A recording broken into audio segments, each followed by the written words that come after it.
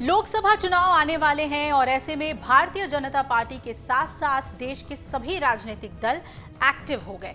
विपक्षी दलों का सबसे बड़ा मुद्दा फिलहाल सीट शेयरिंग का बना हुआ है, जिसका हल निकालने की कोशिश भी की जा रही है।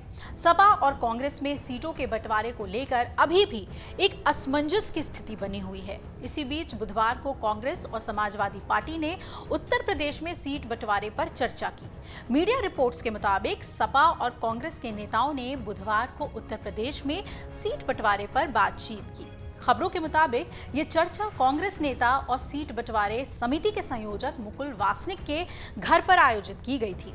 हालांकि सीटों के बंटवारे के मुद्दे पर अभी तक कोई आखिरी फैसला नहीं हो सका है और सीटों के बंटवारे पर दिल्ली में INDIA गठबंधन के घटक दलों जैसे कांग्रेस और सपा के बीच बुधवार को हुई बैठक आगे तो बढ़ी, लेकिन किसी नतीजे पर नहीं पहुंच सकी।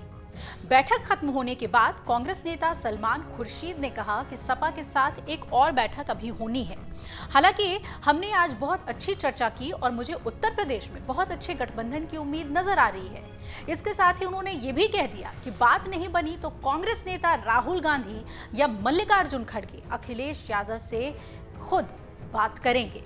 वहीं रामगोपाल यादव ने बैठक के बाद कहा कि आधा रास्ता तय कर लिया गया है, आधा अभी बाकी है। अब हम आपको बता दें कि उत्तर प्रदेश में सीट बंटवारे को लेकर गठबंधन की बैठक में सपा की ओर से रामगोपाल यादव, सांसद जावेद अली, विधायक संग्राम सिंह यादव और लालजी वर्मा, साथ ही पूर्व MLC उदयवीर सिंह, तो वहीं कांग्रेस की ओर से राजस्थान के पूर्व मुख्यमंत्री अशोक गहलोत, पार्टी के वरिष्ठ नेता सलमान खुर्शीद, मोहन प्रकाश, आराधना मिश्रा, मोना, अविनाश पांडे और अजय राय शामिल हुए थे। हालांकि बुधवार को एक कार्यक्रम में शरीक हुए अखिलेश यादव ने फिर से दोहराया कि गठबंधन होगा, लेकिन राहुल गांधी की न्याय यात्रा में शामिल होने के सवाल पर उन्होंने कह दिया कि कांग्रेस उन्हें अपने कार्यक्रमों में बुलाती ही नहीं है। अखिलेश के इस बयान के बाद अब ये मायने निकाले जा रहे हैं कि दोनों दलों में सब कुछ ठीक नहीं है। इसी बीच कुछ मीडिया रिपोर्ट्स में यह दावा किया जा रहा है कि उत्तर प्रदेश में इंडिया के घटक दलों के बीच सीटों के बंटवारे का फॉर्मूला जल्द ही तय होने की उम्मीद है। सपा, कांग्रेस, रालोद और अन्य घटक दलों के बीच अंदर खाने मंथन भी शुरू हो गया है। हालांकि सीटवार इसे भाजपा के पत्ते सामने आने के बाद ही सार्वजनिक किया जाएगा।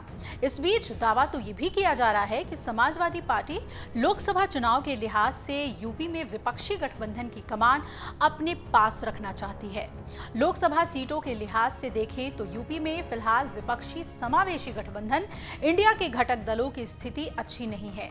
लोकसभा में बीजेपी के बाद अगर सबसे बड़े दल कांग्रेस की बात करें तो उसके पास यूपी में मात्र एक सीट रायबरेली है।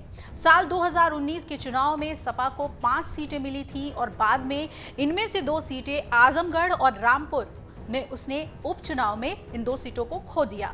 इस तरह से वर्तमान में सपा के पास मैनपुरी, मुरादाबाद और संभल लोकसभा 3 सीटें हैं।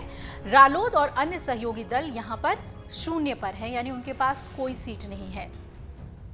विधानसभा चुनाव के लिहाज से अगर आप देखें तो सपा और भाजपा के बाद दूसरी सबसे बड़ी ताकत है, जिसके नाते उसके नेता चाहते हैं कि लोकसभा चुनाव में उनके पक्ष को तरजीह मिले और सूत्र ये भी बता रहे हैं कि सीटों पर प्रत्याशी की आधिकारिक घोषणा करने से पहले भाजपा के टिकट देने के समीकरणों को भी ध्यान में रखा जाएगा।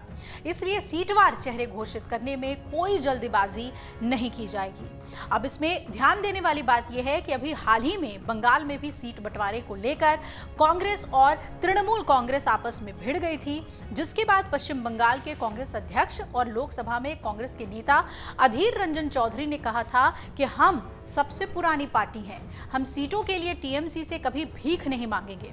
चौधरी ने यह भी आरोप लगा दिया था कि ममता सरकार और TMC गठबंधन को मजबूत करने को लेकर गंभीर नहीं है।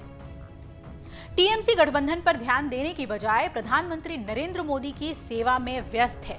ममता बनर्जी खुद को ED और CBI के चंगुल से बचाने के लिए PM मोदी की सेवा कर रही हैं। चौधरी का दावा है कि कांग्रेस बंगाल में काफी मजबूत है और वो ज्यादा से ज्यादा सीटें यहां पर जीत सकते हैं। अधीर रंजन चौधरी ने ममता बनर्जी को चुनौती दे दी कि इस लोकसभा में वो बरहामपुर से उनके खिलाफ चुनाव मैदान में उतरे। अगर आप ये वीडियो YouTube पर देख रहे हैं तो हमारे चैनल को सब्सक्राइब करें और बेल आइकन को दबाना ना भूलें। अगर आप Facebook पर ये वीडियो देख रहे हैं तो हमारे पेज को लाइक करें।